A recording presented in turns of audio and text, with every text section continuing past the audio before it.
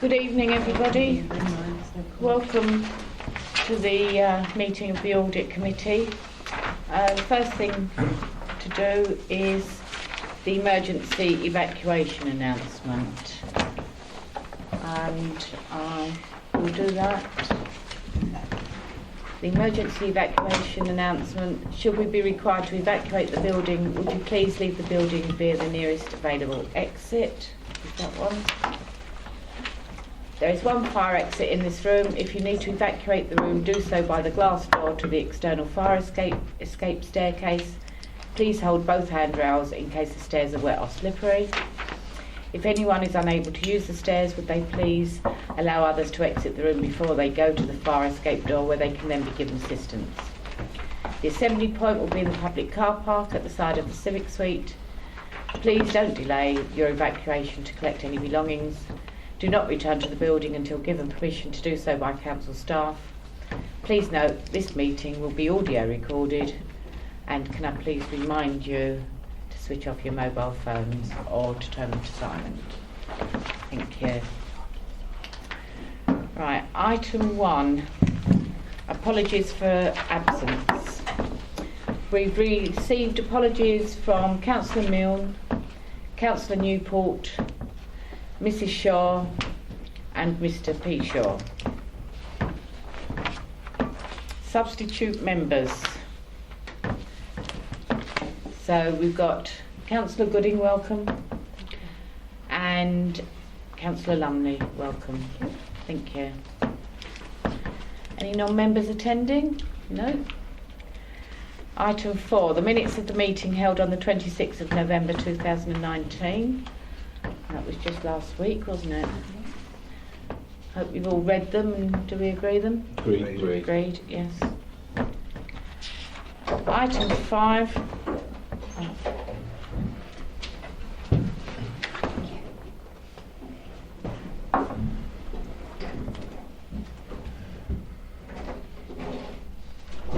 Item 5, to receive declarations of interest. Are there any? No. Item 6, financial statements 2018-19, and that's to consider the report of the Assistant Director, Resources, presenting the audited accounts for 2018-19 for members' approval. So.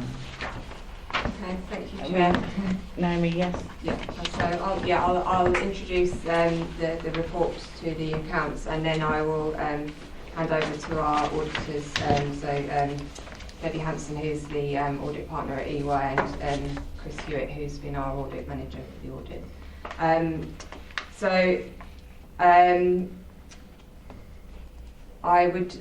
I'll take you through the covering report, and then I will just sort of point you in the direction of a couple of the changes that we've made since the report was circulated, and the handouts I've just given, just so everyone's aware of what papers they've got in front of them.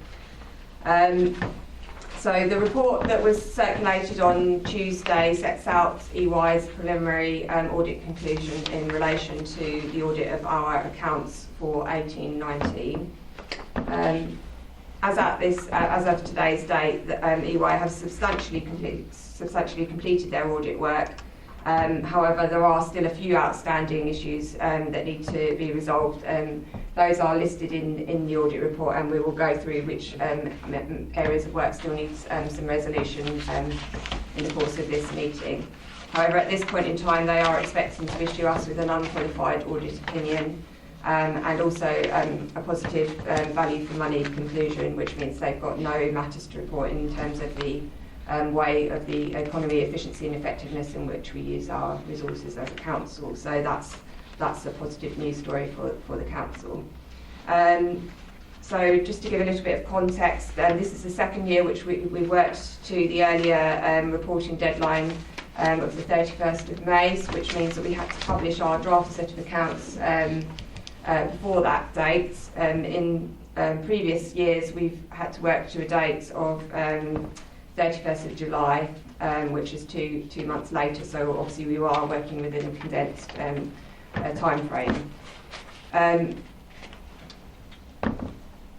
there is a statutory obligation on the council to then either publish the final set of audited accounts by the 31st of July, which is the deadline that we all tend to work to, or if that's not possible, which has been the case for us this year, to publish a statement on our website to say why the audited accounts aren't available at that point in time.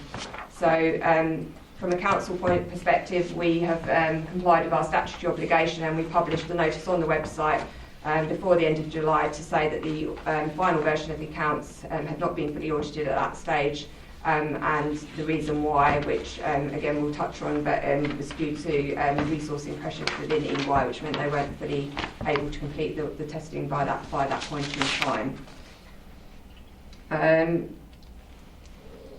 So we are, as a result of the fact that the audit is, although it's substantially complete, it's not quite complete at this stage, we are asking the committee to delegate the final approval of the set of accounts to the chair of the audit committee, so Councillor Butcher, in conjunction with myself, after this committee date, because we're not expecting any material changes now to the version of the accounts which we have circulated tonight, and which we will obviously be sending an updated link to yourselves to review as well.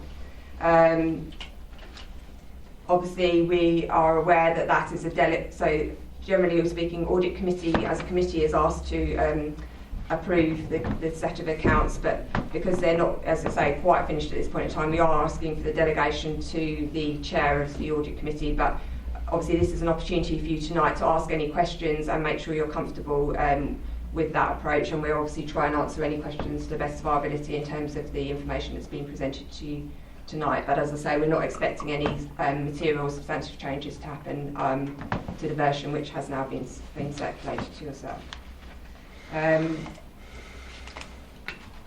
So yeah, in terms of the information that we have now updated since the version that was sent out on Tuesday, there are 2 pages where we've made some adjustments. So page 21, which details audit differences, so things where we've chosen to adjust the accounts for things that have been found during the course of the audit work.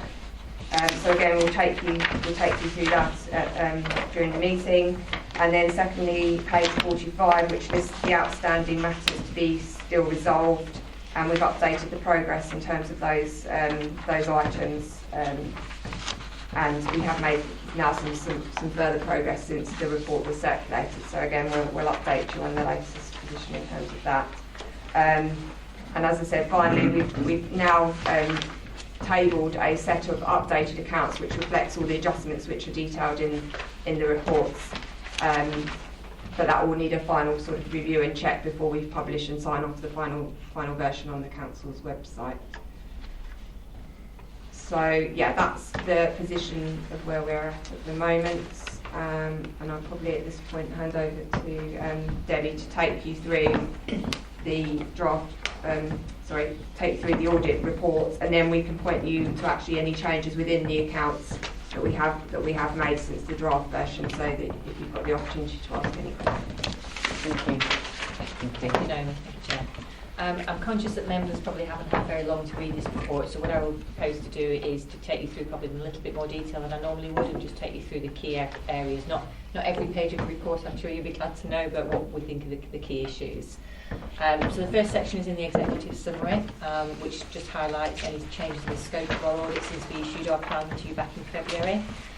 The only change we have in the scope of our audit is the refreshing of our materiality.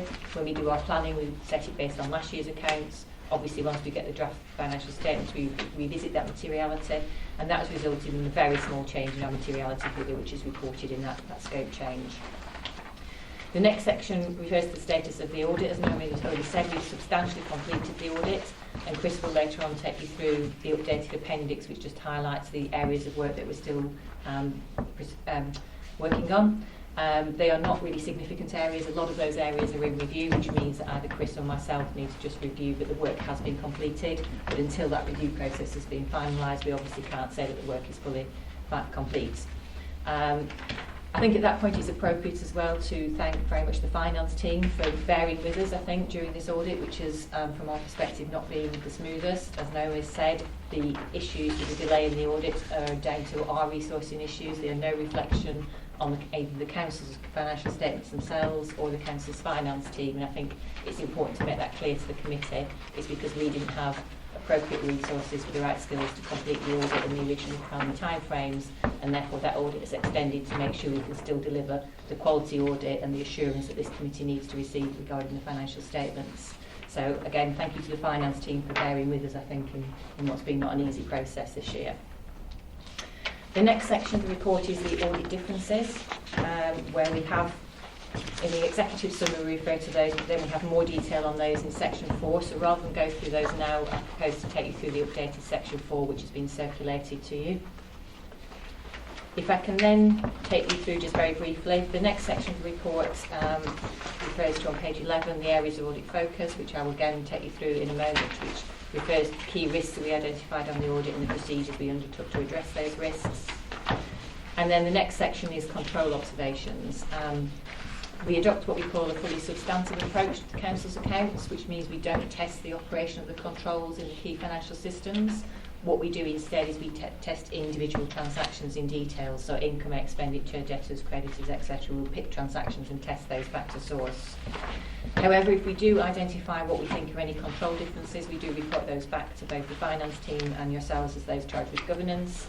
And the only issue we really picked up which is not significant, but we are highlighting it, is where we found some differences between the ledger and underlying systems. I think these are issues that have been there for a number of years, and the finance team are aware of those and will be working on improving those controls, I think, for next year.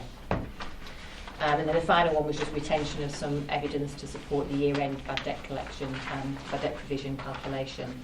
And again, we've discussed with the finance team, and they're now going to make sure that they run reports as at the 31st of March to make sure we have the audit trail to support those calculations next year. Value for money, as Naomi has said, we're proposing to issue an unqualified conclusion. We did identify one risk in relation to our work relating to the Council's asset delivery programme. We've again got more detail further on the report, which I'll just refer you to. The next section just refers to the other responsibilities that we have in terms of reporting duties and powers. There's nothing that we've identified during the audit which is resulting in the need for us to exercise any of those powers. And we also have no matters to report to in relation to the independence of the audit team. So if I can take you to section 2 of the audit report, that just goes through the main areas of audit focus and the significant risks that we identified. The first risk we identify is what we call misstatements due to fraud and error. That's driven by the auditing standard ISO 240, and therefore we identify that risk on every single engagement. The main procedures we undertake to address that risk is we look at journals, we also look at unusual transactions, and any areas where management could potentially intervene in financial statements. Our testing of journals was not complete at the date of drafting this report. Chris will update as to whether that's been finalised now. But we hadn't identified any issues that identified any inappropriate journals as part of our work, and we didn't identify any unusual transactions. The next significant risk we identified, again you will see in virtually all of our local authority audit plans, is the incorrect capitalisation of revenue expenditure. The reason we identify that is because that's really the only area of the accounts where there's an incentive for the council to move things between revenue and capital. If you move things out of the income and expenditure account and put it onto the balance sheets as property, plant and equipment, it means that expenditure can be financed from different sources. Therefore, it means it doesn't impact on your council tax levels. So that's an area of potential manipulation, and it's also quite a judgmental area sometimes in terms of whether something is revenue or capital.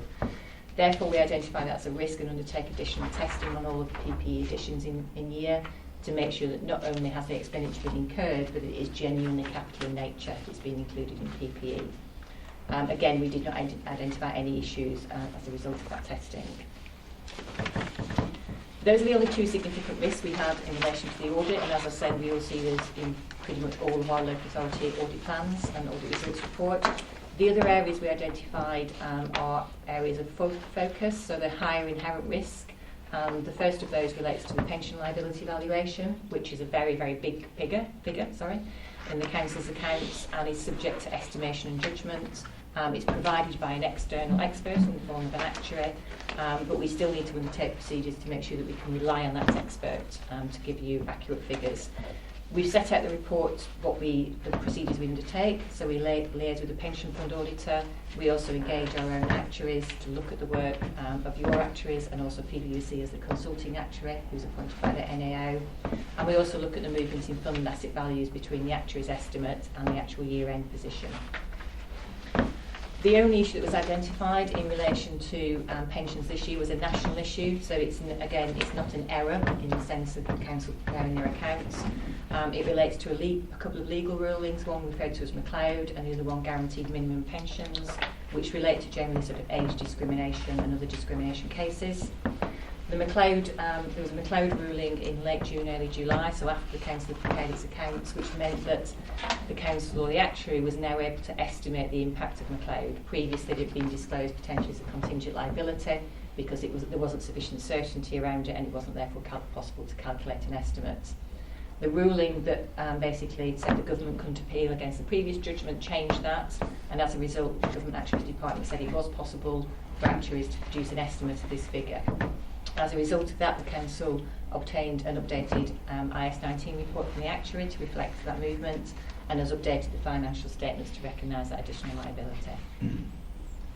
We ran our own procedures to check that we were comfortable with that estimate, again using information provided by our actuaries, and we're happy that estimate in terms of movement seemed reasonable. The next area we always identify as a higher inherent risk is valuation of property, plant and equipment. Very similar reasons to pensions, very large figure based on estimates and judgments. Again, you do use valuers to prepare that information for you. We do quite a lot of work around PPE, so not only do we consider the work undertaken by the valuers, but we also test inputs to the valuations, we look at the judgments, we check the calculations.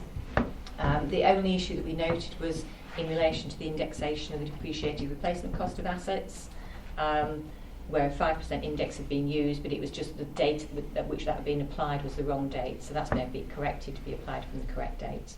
And that resulted in an increase in values of land and buildings of 676,000. The next two areas that we identified are, first of all, group accounts, so Green Gateway Limited. We highlight because there's always complexity in the production of group accounts, so we undertake procedures to make sure that the material accuracy of that consolidation, and we didn't identify any issues in relation to that. We then also noted as a potential risk the restructuring of the finance team, and that was at the time of developing our outline audit plan. We monitored proposals to restructure the team, and I think the fact that actually the accounts were produced on time, we found very few errors, means that actually that wasn't a risk. The restructuring has gone very well, and I think hopefully we've worked very well with Carrie in terms of the audit financial statements. The next two I'll skim over fairly quickly. It's basically new accounting standards that applied in 2018-19 in relation to financial instruments and revenue from contracts with customers. We didn't expect either of these standards to have a significant impact on most of our local authority clients, and we were happy that the council had assessed those appropriately and made changes where they need to, particularly in relation to just disclosures around financial instruments.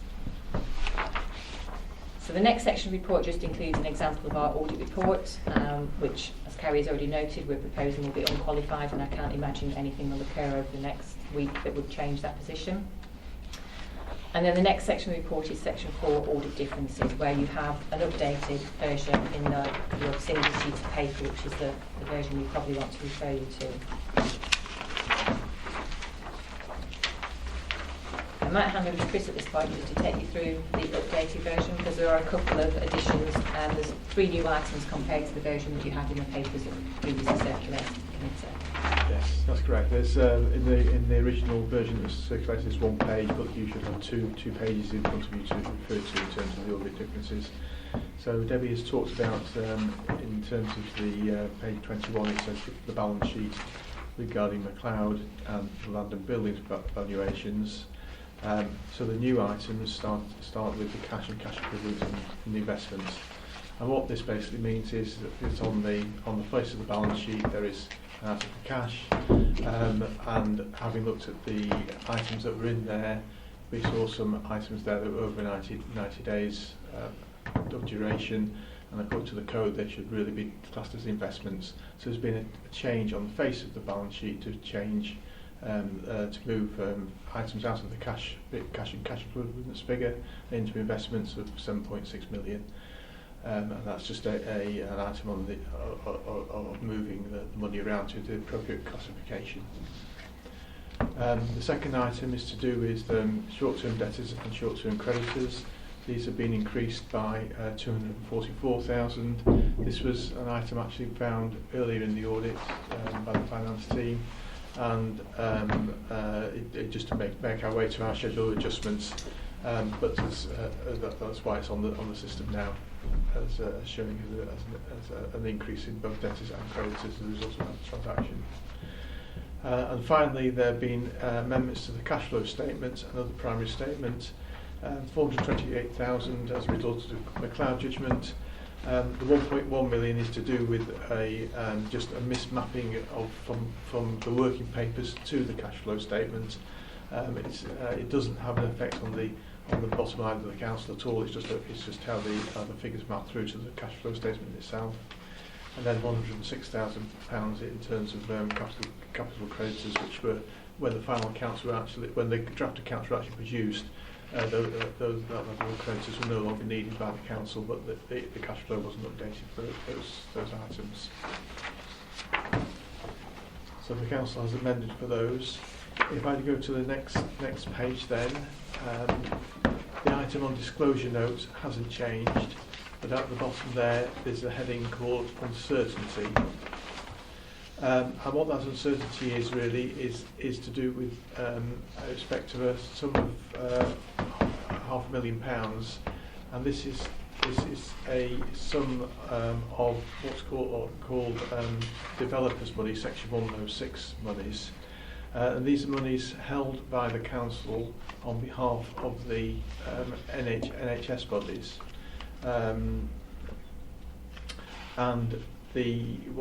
what the position is here is that the money is with the council. It's sitting. It's directly. We've directly conferred the money with the bank accounts, so it's been directly conferred with the bank. But it is not in Rochford's accounts, and it doesn't seem to be in the NHS account. So at the moment, the uncertainty is just to see where this money actually lies, and we may. So the position on this is that we're still going to look at that in terms of how we deal with it, but it's likely to be an item whereby we decide that it needs to be resolved next year, and it may be an area where the council does not adjust for it as it's not material, and then we see that in the letter of representation from ourselves. But we're just doing some further work on that to check the position on that item. I think how much was that? Just over £500,000. Okay. I think the key thing to note it is not that they do not represent funds that are available for the council for it to use. They are funds that the council is in effect holding for the NHS to use, because the NHS can't hold those funds. So it seems to be quite a technical area that we may need to raise to actually find out how should that be treated, and is it that it's actually missing, and is it occurring elsewhere? It might not be something that's unique to Rochford. We understand the treatment's the same as occurred in the previous years, but the sum is larger this year. I think it was about 100,000 last year and the year before. So at the moment, I don't think we'd feel like we wanted to ask the council to adjust and include it in your cash balance, because it doesn't represent usable funds of the council.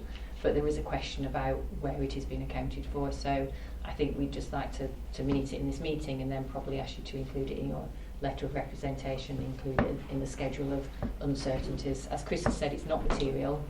And it does raise a wider question, which I think the council is planning to take forward to seek assurances on, and we will also take forward as an audit firm to see if we can find further information about whether this is occurring elsewhere and how it should be treated. Just ask a question. I'm just trying to understand exactly what you're saying. You're saying that you can't find this £500,000 within the accounts? No, it's not in the accounts. We know it's in the council's bank account. It's on the bank statements. The council knows it's in their bank account, but it is not monies that the council can use for any purpose. So it would be, I think, probably inappropriate for it to be showing it in that way. But what we don't know is where it is being actually shown in terms of, the whole of public sector. So it's when you use the word missing, that's what... Yeah, no, it's not missing. It's not in just your accounts. Just unsure where it should be noted. Yeah, it's in our bank account. We know we've got the cash. It's just it's not So shown what on our headline it should go statement on? accounts. Yeah. Yeah. Okay, thank you. Whether it should be in somebody else's account. So that's the main issue in relation to those areas. I think the other point to draw. Sorry. Sorry, I was just going to ask that £500,000, is that just sitting in the account or has it been invested somewhere to earn some interest? Per the agreements, we only have to put it into a bank account where it attracts interest rates similar to LIBOR, but the interest, again, is added onto their balance. So again, we wouldn't benefit from any of that. Oh, it's a shame. Thank you. And I think just by way of context in terms of the audit differences, obviously the McLeod is an issue that's impacted on all accounts this year.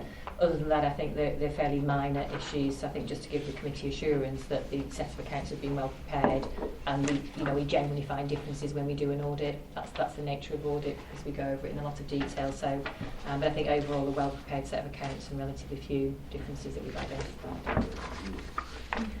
If I can, the next section of the report refers to value for money risk. So as I highlighted, we identify one risk in relation to the Council's asset delivery programme.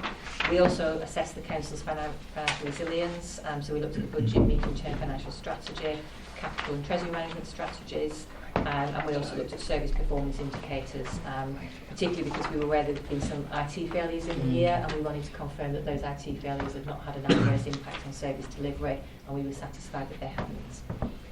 In terms of asset delivery programme, we've highlighted here the work that we undertook. I think the key things that we were looking at was around the arrangements to govern the asset delivery programme. We were satisfied with the arrangements the Council has put in place to assess financial viability of that programme, following, I think, the pause that occurred last year or the year before now.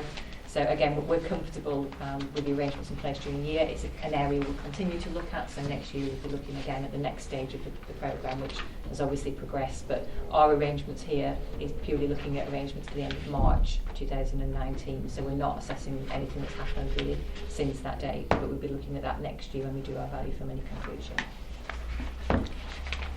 Other reporting issues is not terribly interesting, so I will kind of take that as read. It's the other responsibilities and other things that we have to do and the other matters. Section 7 just repeats the point about the controlled environment that I highlighted in the executive summary. Section 8 on data analytics, just for the committee's benefit, gives you, I hope, some assurance that we use analytics in our audit, which means that rather than just testing samples in some areas, we actually look at the whole population. The key area we do that in is journals and payroll. So rather than just testing, say, 25 payroll entries, we actually use our analytics tool to look for unusual trends, outliers, things like that, which I think is better assurance and helps us focus more on risk rather than just doing sort of random testing. We're just giving you a highlight there of some of the sort of reports that come out of that, so add some colour to the report, I think, really. The next section on independence just highlights to you that we don't provide any of the services other than the audit of financial statements to the Council, and it highlights to you the fee for the audit, and it highlights, as we've noted there, that there are likely to be some changes to the fee from the planned fee. As we haven't yet concluded the audit, we've not yet quantified those, but once we have finished the audit, we will basically break those areas down, provide Naomi with an analysis of those, and then bring that back to this committee. And then also any fee variations need to be agreed by public sector audit appointments. I think that probably takes you through all the report. Appendix A just sets out the communications we have with you as an audit committee, and then Appendix B, probably just want to ask Chris to take you through. Again, you have an updated version of Appendix B circulated separate to your report, because things have moved on since Tuesday, and we'll continue to move on over the next week, I think. Yes, so in terms of Appendix B, the areas that have changed are on, if I go down the left-hand side, which gives the areas of accounts that we're looking at, and then the actions to resolve, set out the status of the audit, and on the right-hand side is who's resolving these. So the ones that have changed are on cash flow, where that is ready for manager and partner review now, so that sits with ourselves to clear that out and look through the review process. On cash at bank, we're still waiting for the clarification over the money investment balance, and I've added in there the section 106 money that was already just talked about that getting held on behalf of the NHS. that's EY management to come to a conclusion on. The issue next is to do with the pensions work, so that's now ready for manager and partner review in terms of the work having been completed, and that's the same for collection funds, so the testing has been completed there and is ready for our review. Payroll, the variances that we have, the monthly variances, there's a difference between our expectations and what's the actual monies, actual amounts that have been processed by the payroll in the month. Those variances are still being looked at by the finance team, so that's between ourselves and management to resolve. And debtors and creditors, on creditors we just have some testing to finish there in terms of making sure that the monies are in the correct year. So we will come to a conclusion on that and then review the work. On the second page, last works. It's frozen. Okay. So then we have reserves. We still have some queries with management on reserves in that element that we're still resolving.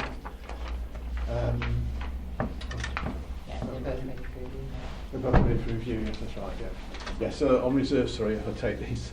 On reserves, there's work on capital grants received in advance, just in progress, which we may have resolved finally tonight. I'll have a look at that tomorrow morning. And then related parties and journals have been ready for manager and partner review as well. And that leaves the remaining 4 closing procedures that we have on all audits to go through when the partner and manager review has been completed. Thank you. Any questions?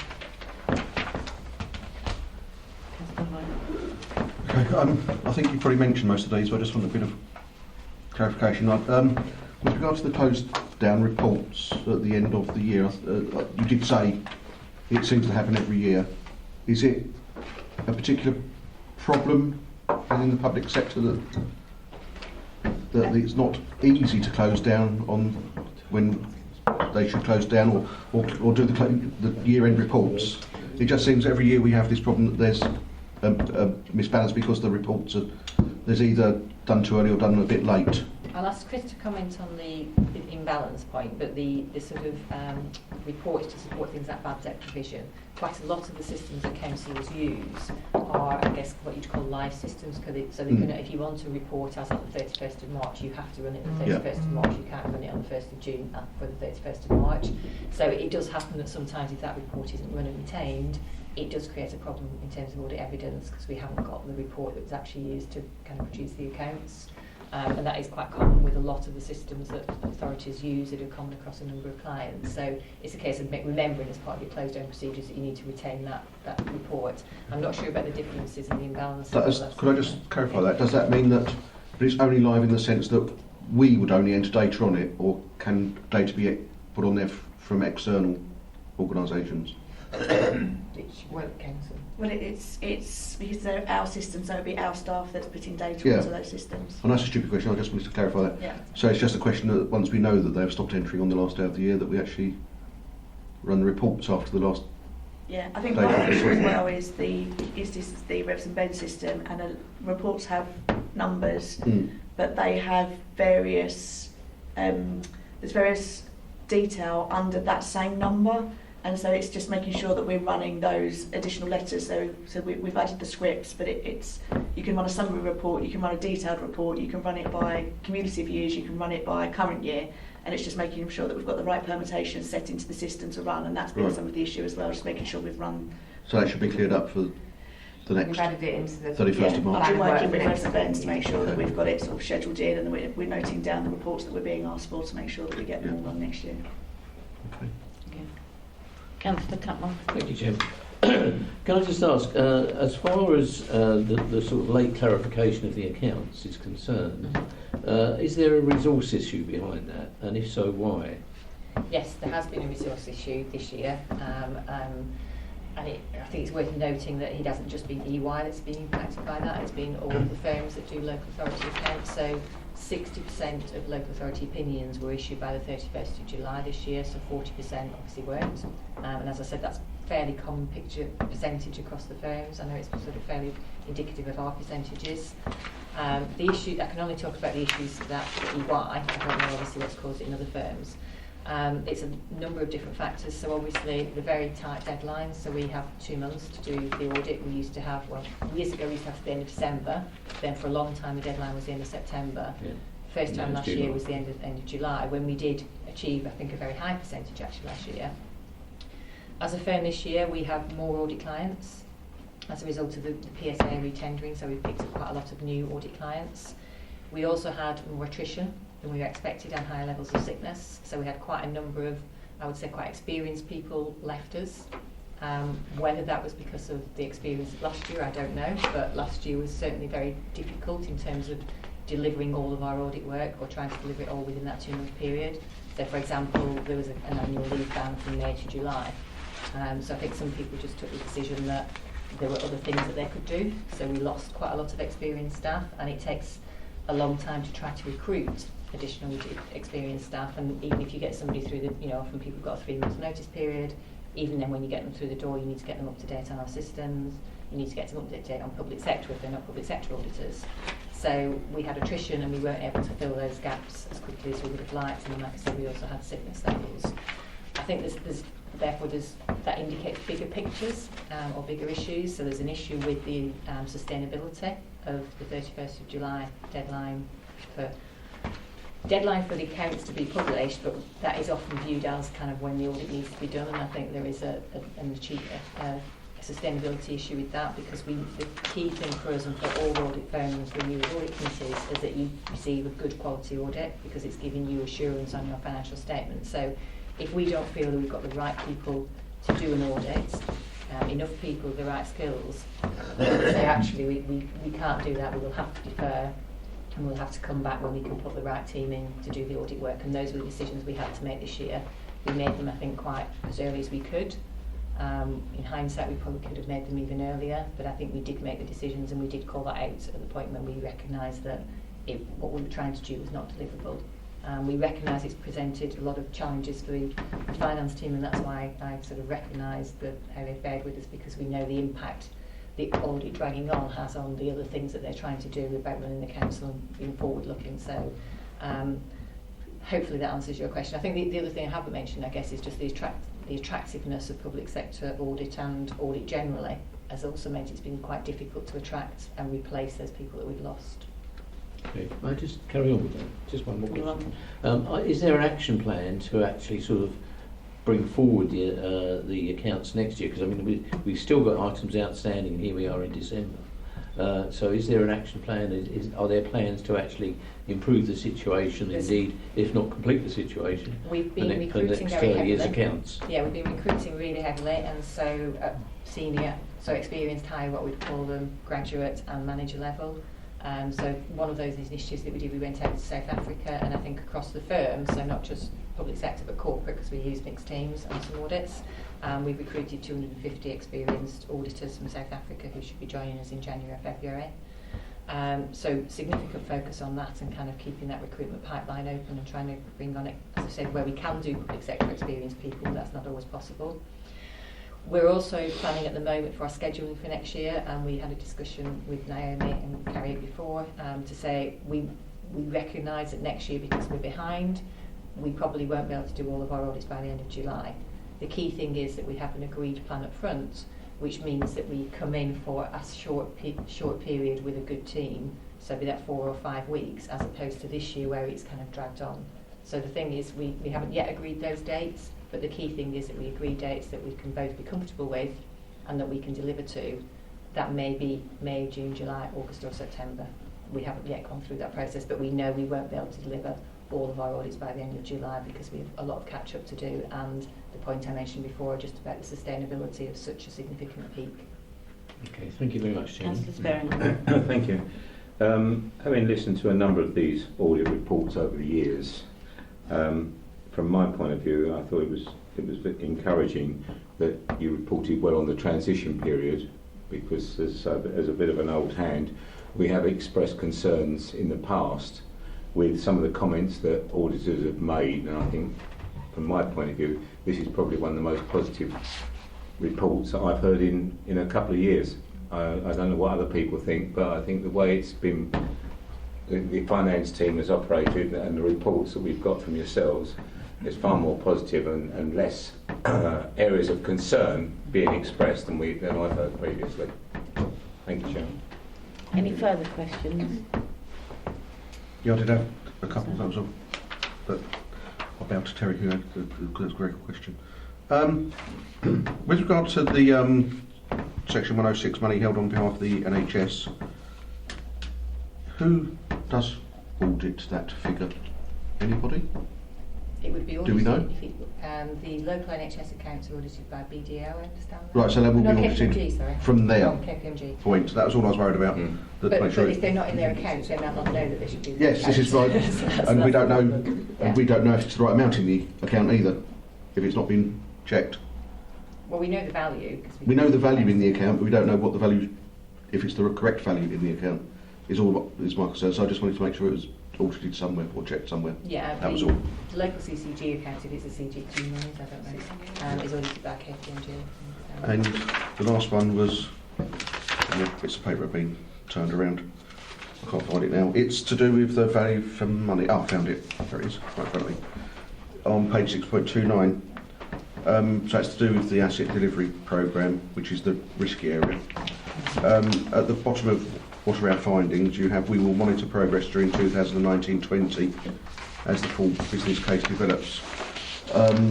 What form does the monitoring take? Does it just, are you saying you just monitor it when you come in to do the audit over 5 weeks? So essentially it's just checked then rather than monitoring. Yeah, we wouldn't be doing ongoing monitoring. I mean, we do review the minutes of the council on an ongoing basis, so if there was something that we saw in there that gave us concern, we'd obviously discuss that in one of our regular quarterly liaison meetings we have with the finance team and chief executive.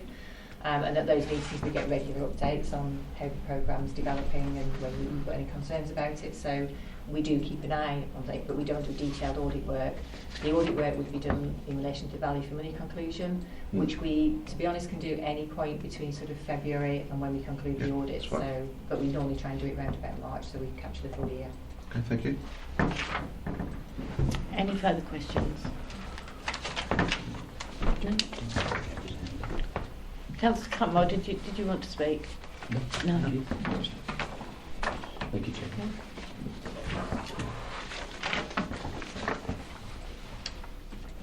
So we've got some recommendations here. We have 4 recommendations. Do you want me to read them out individually? Number 1, that the contents of the draft audit results reported be noted. Is that noted? Read? Yeah. Number 2, that the financial statements be approved in principle. Yeah. Number 3, that the final sign-off of the financial statements be delegated to the chairman of the audit committee, subject to no significant audit changes being identified post the committee meeting. Can we just clarify, because I think significant can mean lots of different things to many different people.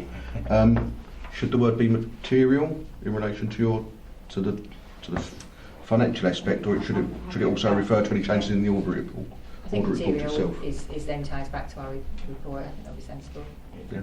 Could I also request that just in relation to that one, that obviously the final sign-off of the letter of representation as well, which is included in our audit results report, as well as the sign-off of the accounts, because alongside the accounts we need the letter of representation. And that has to be signed on the same day as yourselves, doesn't it? Yeah, and that's signed by yourself as a chair. Yes, apologies, that should be incorporated into the recommendation, but if we can just minute that that's the case, yeah. Okay, yes. So we're changing significant to material. And Could I make a suggestion on that, Chairman?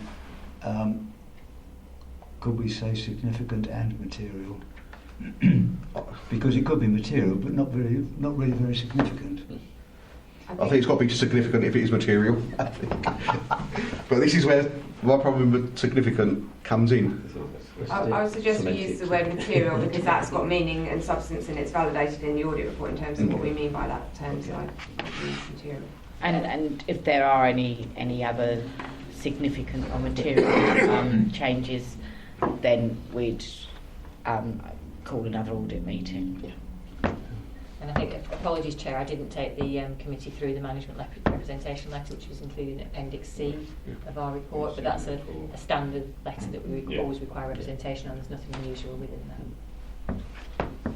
So are we happy with that, with changing significant to material? Yeah. And number 4, that the movement in general fund balances be noted. Could we just clarify number 3 in terms of the letter of representation as well? I think we've already captured that somewhere. Yeah, thanks. Yes, it's with the material audit changes being identified and the letter of representation being signed, because they have to be signed on the same day. So, yes, we're Okay, so delegate that as well. Yeah. yeah. Happy with that? Yeah. Fine. Okay. Nothing further. So at 8:15, I'll close the meeting. And what I would like to do is I'd like to say thank you to everybody, but particularly to our finance team, because I know they have worked very, very hard, and I have done a little bit of ear bashing. So thank you very much. We really appreciate the hard work you put in, and thank you, Ewan. Thank you, government, for bringing all the dates